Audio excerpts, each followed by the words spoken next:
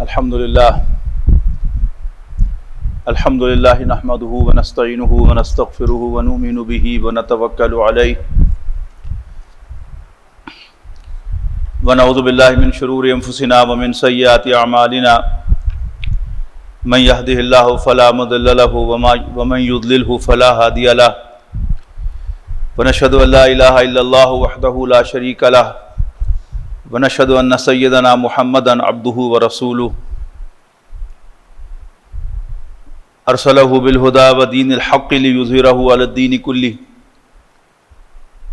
وکفی باللہ شہیدا فصلی اللہ علیہ وسلم تسلیما کثیرا کثیرا اما بعد فاعوذ باللہ من الشیطان الرجیم بسم اللہ الرحمن الرحیم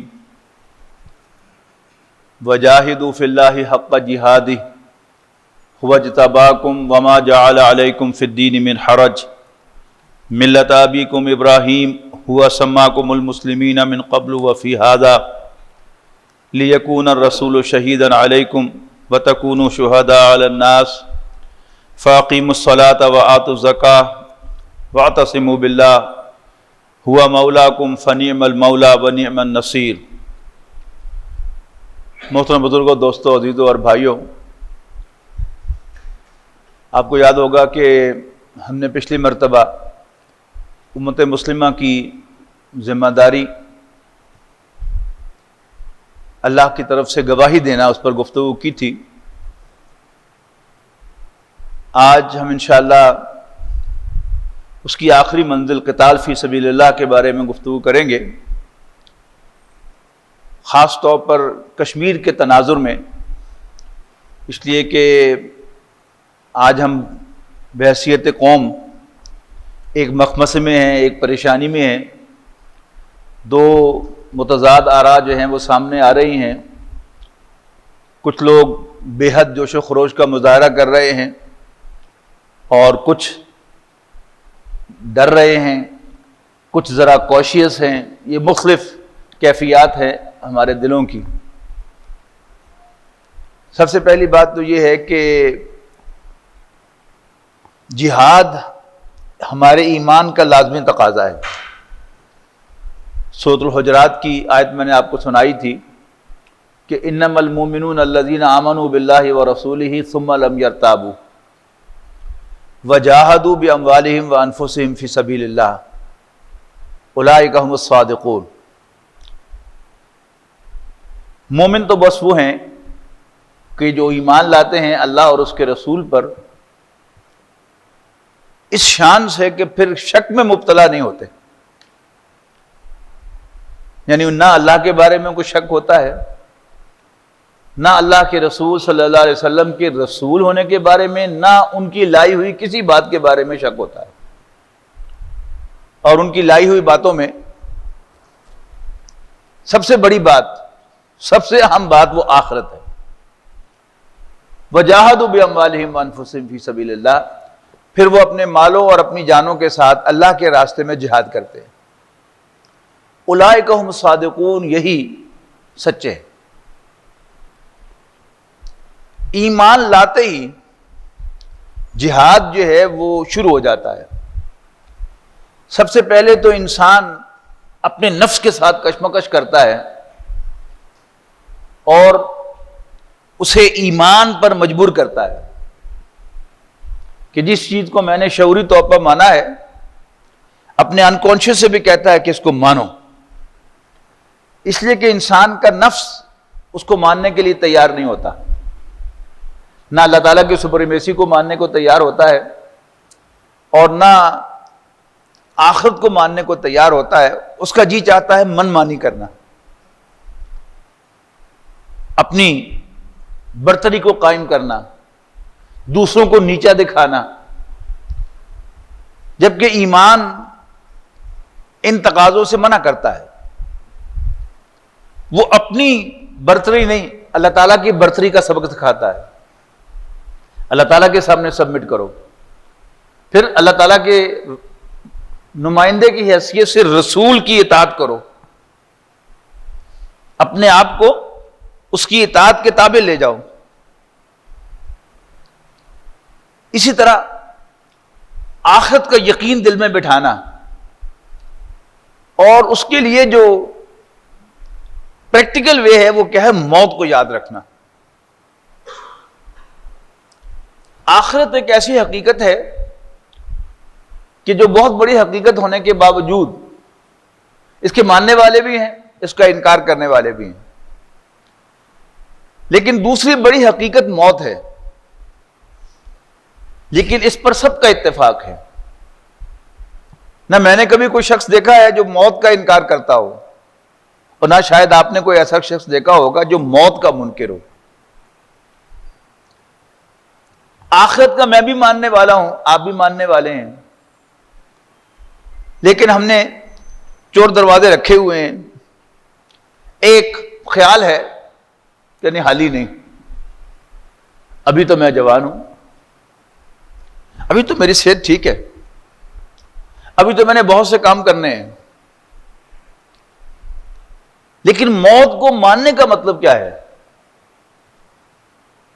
کہ ہر دم مجھے یاد رہے کہ موت کسی وقت بھی مجھے دبوچ سکتی ہے۔ مجھے یاد رہے کہ حضرت عیسی علیہ السلام اللہ تعالیٰ کے اشارے کے منتظر ہیں، اور جو ہی اللہ تعالیٰ کی طرف سے سگنل ریسیو ہوگا تو وہ فوراً میری روح قبض کر لیں گے۔ اس کے لیے ضروری نہیں ہے کہ میں 65-70 سال کا ہو جاؤں، اس کے لیے ضروری نہیں ہے کہ میں 5 دہائیاں پوری کر لوں، اس کے لیے یہ بھی ضروری نہیں ہے کہ میں 40 سال کا ہو جاؤں، اس کے لیے یہ بھی ضروری نہیں ہے کہ میں 20 سال کا ہو جاؤں۔ یعنی ہم جس دور میں سے گزر رہے ہیں اس میں جوان موتیں، یعنی ایکسیڈنٹ سے تو ہوتی رہی ہیں جوان اموات، لیکن اب ہارٹ اٹیک سے، سڈن کڈنی فیلئر سے، سڈن کارڈیک اریسٹ سے عام خبریں ملتی ہیں کہ جوان آدمی 20 سال کا، 22 سال کا، 25 سال کا کھڑے کھڑے فوت ہو گیا۔ اب تو آپ کو سوشل میڈیا پر بہت سے اینکرز کی، بہت سے لوگوں کی تصاویر مل جاتی ہیں، ویڈیوز مل جاتی ہیں کہ وہ اینکرشپ کرتے کرتے ہی ایک دم گر گئے، باتیں کرتے کرتے ایک دم لیٹ گئے۔ لیکن یہ سارے تجربات، یہ ویڈیوز وغیرہ ہمیں موت پر ایمان لانے کا نہیں کہتی۔ ہم سنتے ہیں، ہم سمجھتے ہیں کہ ہاں یہ اس کا تھا معاملہ، نہیں میرا تو معاملہ ایسا نہیں۔ تو موت پر ایمان جب ہمارا ہوگا صحیح معنوں میں، تو پھر ہر لمحہ ہمیں ایسا ہی لگے گا کہ پتہ نہیں اگلا لمحہ آئے گا کہ نہیں آئے گا۔ ہر گھنٹہ ہمیں ایسے محسوس ہوگا کہ دس may be the last hour of my life۔ ہر روز مجھے محسوس ہوگا کہ میں بھی آج شام آنی ہے کہ نہیں آنی، اور رات کو یہ احساس ہوگا کہ پتہ نہیں صبح نصیب ہونی ہے کہ نہیں ہونی۔ یعنی جتنا شارٹر انٹرول ہمارے ذہن میں آئے کہ میں گھر سے نکل رہا ہوں، پتہ نہیں واپس آؤں گا کہ نہیں آؤں گا، میں گھر جا رہا ہوں، پتہ نہیں گھر سے نکلوں گا کہ نہیں نکلوں گا، میں مسجد میں جا رہا ہوں، پتہ نہیں مسجد سے واپس آؤں گا کہ نہیں آؤں گا، یہ میں نماز پڑھ کے جا رہا ہوں ظہر کی، پتہ نہیں عصر کے لیے آنا نصیب ہوگا نہیں ہوگا۔ اس لیے کہ نبی اکرم صلی اللہ علیہ وسلم کی انسٹرکشن نماز کے لیے یہ ہے کہ جب بھی نماز کے لیے کھڑے ہو جاؤ تو یہ خیال کرو کہ میں بھی یہ تمہاری زندگی کی آخری نماز۔ اس کا مطلب کیا ہے کہ یہ نماز میں نے نیت باندھ لی ہے، اب پتہ نہیں اس سے اگلی نماز مجھے پڑھنی نصیب ہوگی کہ نہیں ہوگی۔ یہ ہے اصل میں موت۔ جب انسان کا موت کا تصور یہ ہو جاتا ہے تو پھر وہ موت سے ڈرتا نہیں کبھی بھی۔ جب انسان موت سے نہیں ڈرتا تو ایک ڈیفرنٹ انسان بن جاتا ہے۔ یعنی قرآن مجید میں یہودیوں سے کہا گیا ہے کہ قل یا ایھا الذین ھادوا ان زعمتم انکم اولیاء للہ، کہ کہو اے یہودیو، اگر تمہیں زوم ہے کہ تم اللہ تعالیٰ کے بڑے فیورٹ ہو، فتمنوا الموت ان کنتم صادقین، تم موت کی تمنا کرو اگر تم سچے ہو. ولا یتمنونہ ابدا، اور یہ کبھی موت کی تمنا نہیں کریں گے. بما قدمت ایدیہم، اپنی ان کرتوتوں کی وجہ سے جو انہوں نے آگے بھیجی ہیں. واللہ علیم بالظالمین، اللہ تعالیٰ ان ظالموں کو خوب جانتا ہے. اور سورہ بقرہ میں ساتھ یہ بھی کہا گیا ہے کہ ان میں سے ہر ایک ہزار سال جینا چاہتا ہے، اور مشرکوں کا بھی یہی معاملہ ہے. علامہ مولانا حالی نے نبی اکرم صلی اللہ علیہ وسلم کی تشریف آوری سے قبل جو نقشہ کھینچا ہے قریش کا، اہل مکہ کا، وہ کیا ہے؟ کبھی پانی پینے پلانے پہ جھگڑا، کبھی گھوڑا آگے دوڑانے پہ جھگڑا. یعنی پانی کیا ہے؟ یہ زندگی کی ایک ضمانت ہے نا، کہ انسان پانی پی رہا ہے تو اس کا سانس چل رہا ہے، اور پانی اس کو نہ ملے کتنی دیر رہ لے گا؟ بہرحال پہ اس کے لیے موت یقینی ہو جائے گی. تو وہی لوگ جن کا معاملہ یہ تھا کہ پانی پینے پلانے پہ جھگڑتے تھے اور قتل ہو جاتے تھے ان کے. جنگ قادسیہ میں وہ منظر بھی دیکھا چشم فلک نے کہ ایک زخمی نے پانی مانگا، جب خون بہہ جاتا ہے تو پیاس لگتی ہے، مشکیزہ لے کر سکا پہنچا اس کے پاس تو کسی اور نے پانی مان لیا. اس نے کہا نہیں مجھے نہیں، پہلے اسے دو. اس کے پاس پہنچا تو تیسرے نے مانگ لیا. اس نے کہا نہیں پہلے اسے دو. 4 یکے بعد دیگرے شہید ہو گئے، لیکن کیا ہے؟ نہیں میں نہیں، وہ. تو ایک تبدیلی آتی ہے کہ جب انسان موت کے لیے حد وقت تیار ہے تو پھر اسے کوئی فرق نہیں پڑتا کہ میری موت واقع ہو جائے، لیکن وہ شاید مجھ سے زیادہ ہے اس چیز کا حاجت مند، وہ میرا بھائی ہے مسلمان. تو پھر انسان اس کے لیے قربانی دیتا ہے. قربانی کا مطلب یہ ہے کہ کوئی چیز چھوڑ دینا کسی دوسرے کو راضی کرنے کے لیے، اللہ کو راضی کرنے کے لیے خود چھوڑ دینا، اپنے بھائی کے لیے وہ قربانی دینا.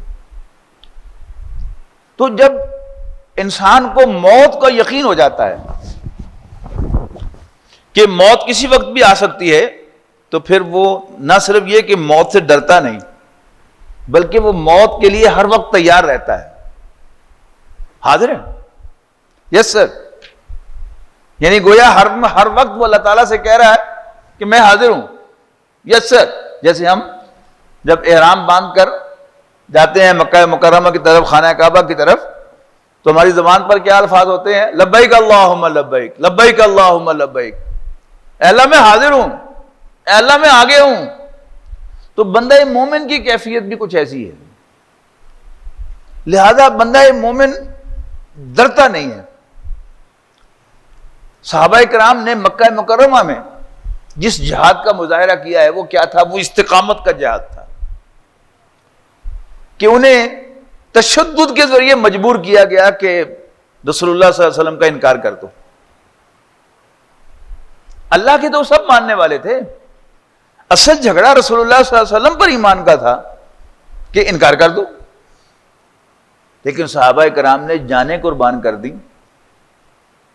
لیکن کلمہ کفر نہیں کہا، حضور صلی اللہ علیہ وسلم کا انکار نہیں کیا. جب انسان جہاد کے راستے پر چلتا ہے، وہ کسی بھی لیول پر ہو، تو ہر لمحہ اس کے ایمان میں اور اضافہ ہوتا ہے. اگر انسان کا ایمان کمزور ہو اور وہ حالات سے مجبور ہو کر کوئی اقدام کرے تو اس کے اندر ڈر ہوتا ہے، اور کسی بھی لمحہ اس بات کا اندیشہ ہے کہ وہ ودرا کر دے، وہ سٹیپ بیک کر جائے، وہ ہتھیار ڈال دے. لیکن اگر اندر اسٹرانگ ایمان ہوگا نبی اکرم صلی اللہ علیہ وسلم پر، اور اسے موت یاد ہوگی، تو پھر وہ کبھی ہتھیار نہیں ڈالے گا. اس لیے کہ اسے معلوم ہے کہ اگر میں شہید ہو جاؤں گا تو مجھے اس دنیا سے بہتر زندگی ملے گی، مجھے ابدی زندگی ملے گی، میں عیش و آرام میں ہوں گا. اسی کا دوسرا پہلو جو ہے جہاد کا، وہ اللہ تعالیٰ کے دین کی اشاعت کے لیے اپنا تن من دھن لگانا ہے. میں نے کئی دفعہ تذکرہ کیا ہے کہ میں اور آپ جو مسلمان ہیں ہندوستان اور پاکستان اور بنگلہ دیش کے رہنے والے، ہم صوفیہ کی بدولت مسلمان ہوئے. ہمارے بڑے صوفیہ کے ہاتھ پر ایمان لائے. یہ صوفیہ کون تھے؟ کوئی بخارا سے آیا تھا، کوئی غزنی سے آیا تھا، کوئی کسی اور ملک سے آیا تھا. بس اس کے مرشد نے حکم دے دیا کہ تم وہاں جا کے بیٹھ جاؤ. وہ بیٹھ گیا جہاں وہاں جا کے، اہل و عیال کو چھوڑ دیا. مرشد کا حکم ہے. کھانے کی پرواہ نہیں کی، پینے کی پرواہ نہیں کی. وہ اللہ تعالیٰ نے بندوبست کیے سارے. یہاں کر انہیں کوئی کاروبار نہیں کیے. یعنی کئی ممالک ایسے ہیں جہاں اسلام تاجروں کے ذریعے سے پھیلا ہے.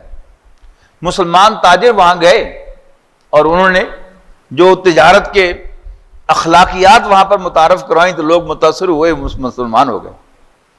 لیکن ہندوستان میں یعنی جو پہلی انٹری ہے وہ قتال کے ذریعے سے ہے کہ محمد بن قاسم آئے، ایک عورت کی فریاد کی رسپونڈ کرتے ہوئے خلیفہ حجاج بن یوسف نے انہیں بھیجا اور یہاں پر انہوں نے فتح کیا سندھ کو اور وہاں پر حکومت قائم کی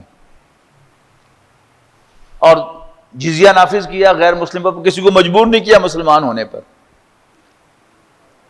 لیکن جب انہیں واپس بلایا گیا تو شاید تاریخ میں پہلی دفعہ ہوا ہوگا اور آخری دفعہ ہی ہوا ہوگا کہ جو جزیہ انہوں نے لیا ہوا تھا ان کو سیکیورٹی فراہم کرنے کا، وہ جزیہ واپس کیا ہندوؤں کو. تو شاید سندھ کے کچھ لوگ مسلمان ہوئے ہوں ان کے اس اقدام پر، لیکن زیادہ ثبوت نہیں ملتا. بس ایک امپریشن پڑا، لیکن ایک تھوڑا سا وقت تھا. اس کے بعد پھر سندھ میں بھی جو کنورشن ہوئی ہے اسلام کی طرف وہ صوفیہ کے ذریعے سے ہوئی ہے. یعنی انہوں نے گراؤنڈ پریپیئر کر دی تھی محمد بن قاسم نے، اور صوفیہ نے آ کر پھر اس کو کیش کیا. لیکن یہ بھی کیا ہے، قربانی مانگتا ہے. یعنی جہاد اور اپنے کاروبار کی، اپنے بال بچوں کی فکر، یہ دونوں ایک دوسرے کا اپوزٹ ہے. اگر میں جہاد کا فیصلہ کروں کہ میں نے اللہ کے راستے میں جہاد کرنا ہے تو پھر وہ جانوں کے ساتھ بھی ہوگا، مالوں کے ساتھ بھی ہوگا. اپنی جان کے ساتھ اپنے اہل و عیال بھی آئیں گے اور مال میں اپنے گھر بار بھی آئیں گے، اپنے کاروبار بھی آئیں گے، اپنی جائیدادیں بھی آئیں گی. وہ بات کی جو سورہ توبہ میں کہی گئی ہے نا آیت نمبر 24 میں کہ قُلْ إِنْ كَانَ آبَاؤُكُمْ وَأَبْنَاؤُكُمْ وَإِخْوَانُكُمْ وَأَزْوَاجُكُمْ وَعَشِيرَتُكُمْ وَأَمْوَالٌ اقْتَرَفْتُمُوهَا وَتِجَارَةٌ تَخْشَوْنَ كَسَادَهَا وَمَسَاكِنُ تَرْضَوْنَهَا. اے نبی ان کو بتا دو، اگر تمہیں تمہارے باپ، تمہارے بیٹے، تمہارے بھائی، تمہاری بیویاں اور تمہارے رشتہ دار، یہ 3 رشتے ہو گئے اور تقریباً سارے کور کر لیے. وَأَمْوَالٌ اقْتَرَفْتُمُوهَا، اور وہ مال جو تم نے بڑی محنت سے کمائے ہیں. وَتِجَارَةٌ تَخْشَوْنَ كَسَادَهَا، اور وہ کاروبار جس کے مندہ پڑنے کا تمہیں خطرہ رہتا ہے. وَمَسَاكِنُ تَرْضَوْنَهَا، اور وہ مکان جو تم نے بڑے چاؤ سے بنائے، ترضونہا جو تمہیں بڑے پسند ہیں. اور مکان جو ہے عام طور پر اپنی پوری عمر بھر کی کمائی سے انسان بناتا ہے اور ریجھ کے ساتھ بناتا ہے. اب اس کے ساتھ خواہش کیا ہوتی ہے، گھر بنایا ہے تو میں اس میں رہوں. اگر یہ 8 چیزیں، 5 رشتے اور 3 دنیا کے مال و اسباب، اگر تمہیں اللہ کے رسول اور اللہ کے راستے میں جہاد کرنے سے زیادہ محبوب ہیں تو فتربصوا، بیٹھ جاؤ، انتظار کرو، حتی یاتی اللہ بامرہ، یہاں تک کہ تمہیں موت آ جائے، اللہ تعالیٰ کا فیصلہ آ جائے. واللہ لا یہدی القوم الفاسقین، اللہ تعالیٰ ایسے نافرمانوں کو راستہ نہیں دکھایا کرتا، ہدایت نہیں دیا کرتا. اب آج ہم کہاں کھڑے ہیں؟ یعنی جہاد کا جو اصل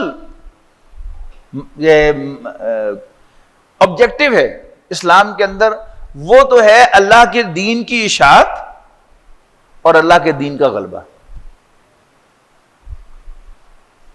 ہر سٹیپ پر.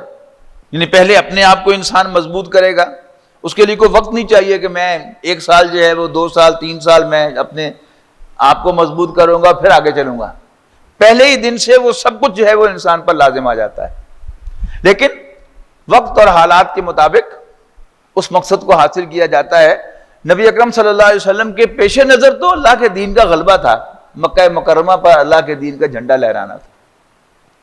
لیکن ابتدائی 13 سال نبی اکرم صلی اللہ علیہ وسلم نے پیسو ریزسٹنس سے کام لیا ہے. اپنی جگہ استقامت دکھائی ہے آپ نے بھی اور آپ کے ساتھیوں نے بھی, لیکن اقدام نہیں کیا, اپنے دفاع میں بھی ہاتھ نہیں اٹھایا. یہاں تک کہ حضرت یاسر, حضرت سمیہ رضی اللہ تعالی عنہما وہ مکہ مکرمہ میں شہید کر دیے گئے بے دردی کے ساتھ. رسول اللہ صلی اللہ علیہ وسلم کا بھی گزر ہوا ان کے پاس, صرف یہ کہتے ہوئے آپ گزرے ہیں, اصبروا یا آل یاسر ان موعدکم الجنہ, اے یاسر کے گھر والو صبر کرو, تمہارے وعدے کی جگہ جنت ہے. اس کے بعد نبی اکرم صلی اللہ علیہ وسلم کو خاندان بنو ہاشم سے نکال دیا ابو لہب نے, جب وہ خاندان کا سربراہ بنا 10 نبوی میں. طائف گئے, وہاں جو کچھ ہوا وہ بھی آپ کو معلوم ہے. پھر معراج ہوئی, اس کے بعد پھر مدینے کی کھڑکی اللہ نے کھولی, بیت عقبہ اولیٰ ہوئی, بیت عقبہ ثانیہ ہوئی, اور نبوت کے 13ویں سال ربیع الاول میں نبی اکرم صلی اللہ علیہ وسلم نے ہجرت فرمائی. اب ہجرت فرماتے ہی وہ جو پریشر تھا, تشدد تھا, وہ ختم ہو گیا. یعنی مدینہ منورہ ایک امن کی جگہ کے طور پر, دارالعمل دارالسلام کے طور پر نبی اکرم صلی اللہ علیہ وسلم کو میسر آیا. اس میں پہلے 6 ماہ میں رسول اللہ صلی اللہ علیہ وسلم نے انٹرنل کنسولیڈیشن کی, مکہ مسجد نبوی کی تعمیر فرمائی, مواخات قائم کی مسلمانوں میں, اور میثاق مدینہ یہودیوں کے ساتھ کیا. اس کے بعد نبی اکرم صلی اللہ علیہ وسلم نے قریش کو بتایا ہے کہ میں زندہ ہوں اور میں تمہاری شارک کاٹ سکتا ہوں. تجارتی راستے میرے دائیں بائیں سے گزرتے ہیں, کوئی میرے مشرق سے گزرتا ہے, کوئی مغرب سے گزرتا ہے, میں کاٹ سکتا ہوں. اشارہ دیا ہے, کاٹا نہیں. اسی طرح مختلف قبائل کی طرف دوستی کا ہاتھ بڑھایا ہے کہ تم میرے الائز بن جاؤ. یہ کیا تھا؟ قریش کو سیاسی طور پر الگ تھلگ کرنے کی کوشش تھی, جس کے نتیجے میں 2 کام کیے ہیں قریش نے. ایک تو ایک قافلہ ترتیب دیا ہے کہ اس سے جو آمدنی ہوگی ہم محمد اور اس کے ساتھیوں کو صلی اللہ علیہ وسلم رضی اللہ عنہم کرش کرنے کے لیے استعمال کریں گے معاذ اللہ. اور پھر 1000 کا لشکر لے کے آئے. تو جب لشکر آیا ہے, قافلہ بھی جب نکلا ہے, تو رسول اللہ صلی اللہ علیہ وسلم نے اس قافلے کا پیچھا کیا ہے, اس لیے کہ وہ آپ کے خلاف تھا.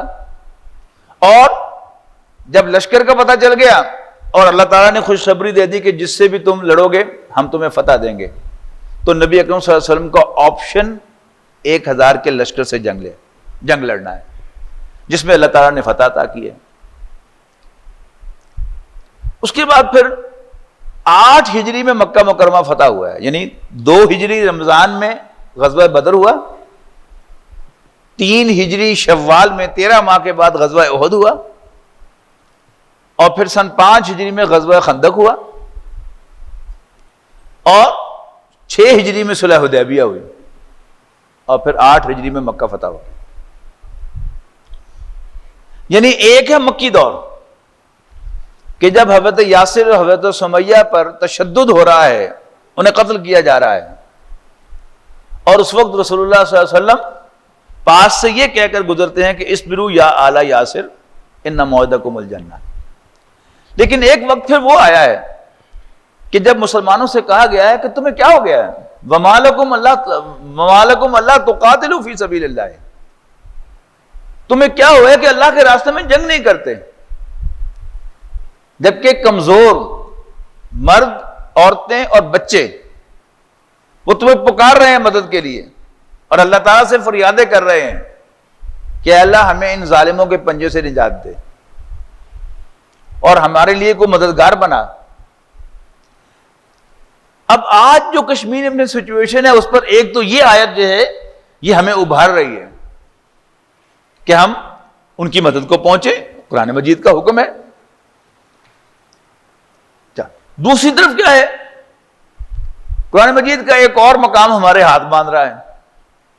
وہ کیا ہے کہ سورہ انفال کی وہ ایک مقام ہے کہ ایک آیت ہے جس میں کہا گیا ہے کہ تم کمزور مسلمان مظلوم مسلمانوں کی مدد کو پہنچو، سوائے اس کے کہ جو ظالم ہوں وہ تمہارے معاہد ہوں. معاہد کا مطلب کیا ہے؟ جس کے ساتھ تمہارا کوئی معاہدہ ہو، تمہارے الائز ہوں. پھر سورہ انفال ہی کے اندر ایک اور مقام ہے، آیت نمبر 65 ہے، یا ایھا النبی حرض المؤمنین علی القتال.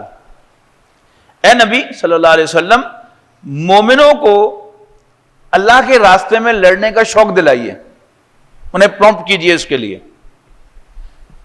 حرص دلائیے. ان یکم منکم 20 صابرون یغلبوا مئتین. اگر 100 اگر 10 صبر کرنے والے ہوں گے تو وہ 100 پر غالب آئیں گے. وَإِن یکم منکم مئتن، اگر تم میں سے 100 ہوں گے یغلبوا الفا تو 1000 پر غالب آئیں گے. من الذین کفروا، کافروں کے، بأنہم قوم لا یفقہون، اس لیے کہ وہ ناسمجھ لوگ ہیں.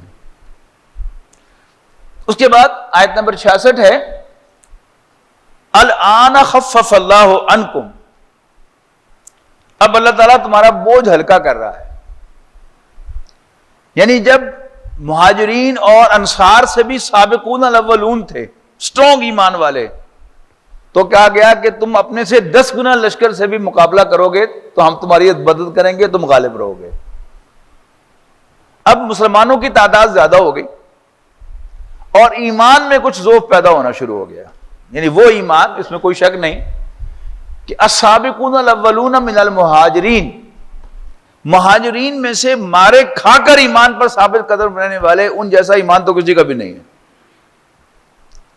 اور پھر ان کے ساتھ انصار شامل ہوئے کہ جنہوں نے سارے خطرات منہ لے کر نبی اکرم صلی اللہ علیہ وسلم کو بنا دی، اللہ تعالیٰ نے ان کو بھی ان کے برابر شامل کر دیا ہے. یہ تو ہے سٹرونگ ایمان والے لوگ. لیکن آپ کو معلوم ہے کہ فتح مکہ کے بعد جب غزوہ حنین ہوا ہے تو یعنی غزوہ بدر کے اندر 313 تھے، 314 تھے اور وہ 1000 کے لشکر پر غالب آئے تھے. تو کسی مسلمان کی زبان پر یہ آ گیا، یہ کیا ہے ہمارے سامنے؟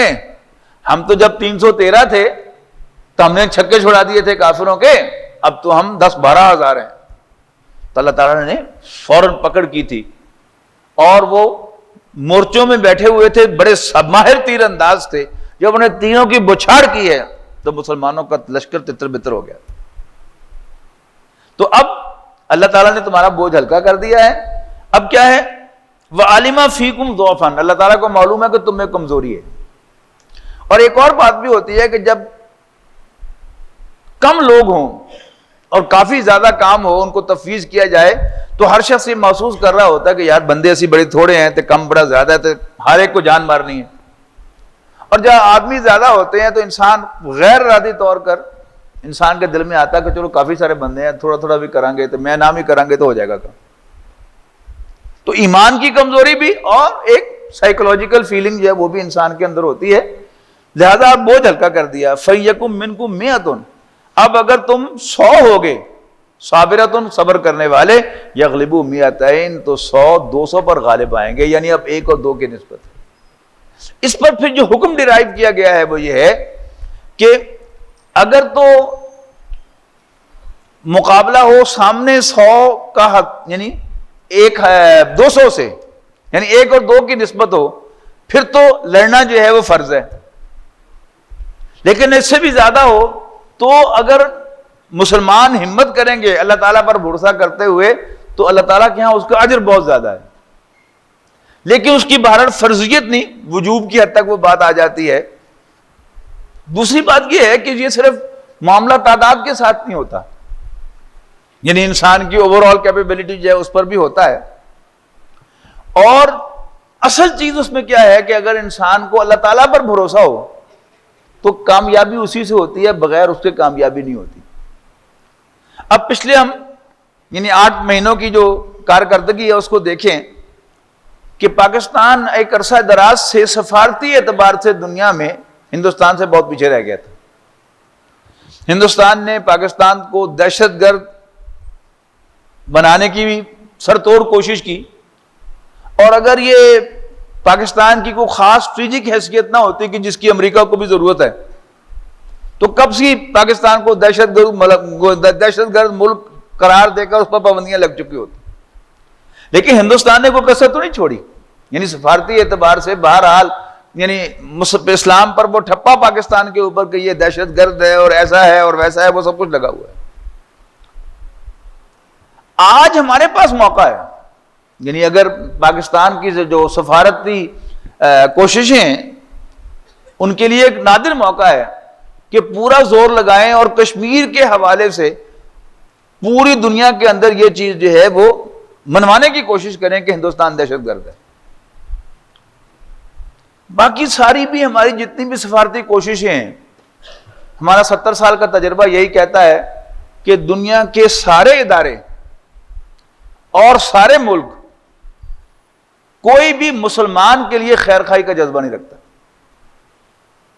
کافروں کے لیے خیر خواہی ہے۔ یعنی سب سے بڑی مثال کیا ہے کہ within a week East Timor کو انڈونیشیا سے علیحدہ کر کے ایک عیسائی اسٹیٹ بنا دی گئی تھی، ہوا تھا کہ نہیں ہوا؟ اور اب کشمیر میں کب سے کرفیو ہے؟ کسی کے کان پہ جوں نہیں کی ہے؟ اقوام متحدہ نے کوئی کام کیا ہے؟ امریکہ نے، فرانس نے، یورپ نے کوئی کام کیا ہے؟ تو ان سے ہمیں امید تو نہیں رکھنی چاہیے، لیکن بہرحال آج جس دور میں ہم رہ رہے ہیں، بہرحال ہم اقوام متحدہ کے ممبر بھی ہیں، اور دنیا کا سارا آج جو کاروبار ہے وہ سارا جو ہے وہ پولیٹیکلی اور اکنامکلی آپس میں گتھا ہوا ہوتا ہے، تو ہمیں ضرورت ہے کہ وہ کام ہم جاری رکھیں، لیکن بہرحال ہندوستان کو ہمیں بھرپور جواب دینا چاہیے۔ یعنی اس نے طبل جنگ بجا دیا ہے، جنگ کا اعلان کر دیا ہے، اب ہمیں بھرپور تیاری کرنی چاہیے اس کے جواب میں۔ یعنی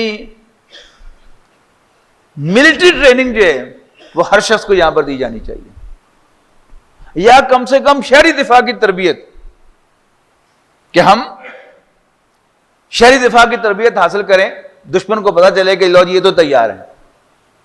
یعنی یہ بھی کیا ہے، ایک دشمن پر روب ڈالنے والی بات ہوتی ہے نا، جہاں مسلمانوں کو حکم دیا گیا ہے کہ وَأَعِدُّوا لَهُم مَّا اسْتَطَعْتُمْ، تم جتنا ہو سکتا ہے تیاری کرو،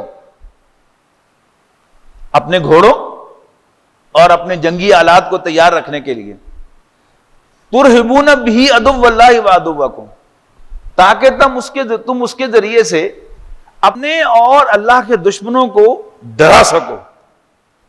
تو ہماری جو تیاری ہے وہ تو بھرپور ہونی چاہیے نا۔ اگر ہمارے شب و روز وہی رہیں تو پھر ہم کیا تیار ہیں؟ صرف زبانی للکارنے سے کہ جنگ کے لیے ہم تیار ہیں، جنگ کے لیے ہم تیار ہیں، یہ تو کوئی تیاری نہیں ہے۔ اور پھر سب سے بڑا زور جو بار بار میں یہاں پر دیتا ہوں کہ پاکستان ہم نے حاصل کیا تھا اسلام کے لیے، اور اگر ہم نے یہاں پر اسلام نہیں لانا تو پھر پاکستان کا جواز بھی کوئی نہیں۔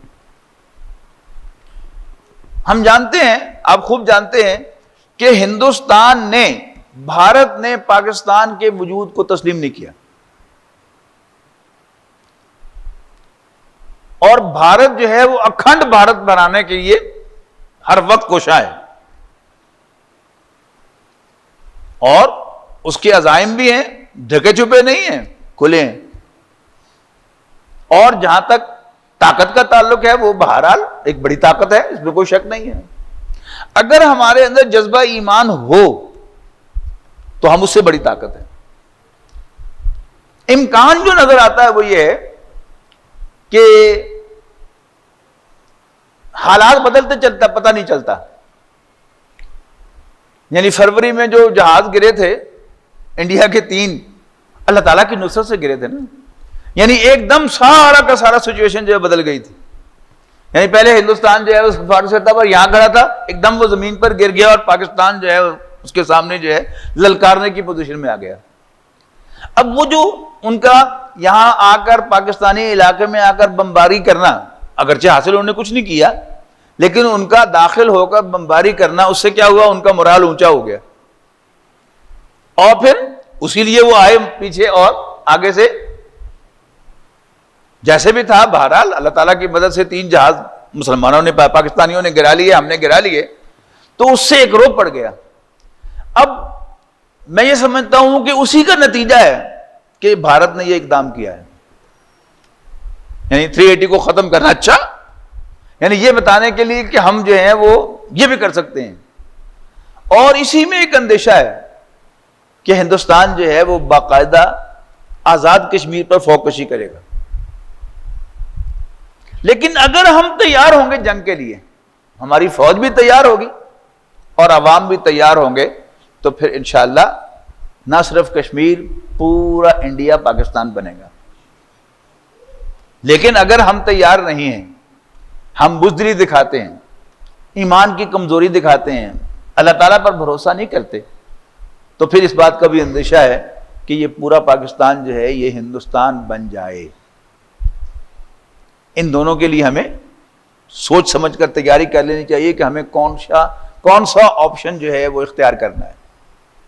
اللہ تعالیٰ نے ہمارے لیے کھلا رکھا ہوا آپشن کہ پورا ہندوستان پاکستان بن جائے, اور اگر ہم اس کے لیے تیار نہیں ہوں گے, اس کے لیے ہم کوشش نہیں کریں گے, ہمت نہیں کریں گے, اپنے کاروباروں کو قربان کرنے, اپنے بستروں کو قربان کرنے اور اپنی فیملیز کو قربان کرنے کے لیے تیار نہیں ہیں, تو پھر اللہ تعالیٰ کی طرف سے ہمیں سخت سزا بھی مل سکتی ہے.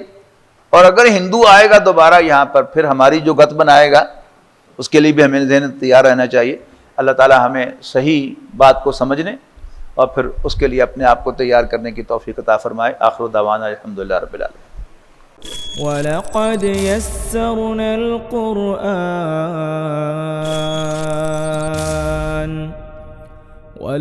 يَسَّرْنَا الْقُرْآنَ لِلذِّكْرِ فَهَلْ مِن مُّدَّكِرٍ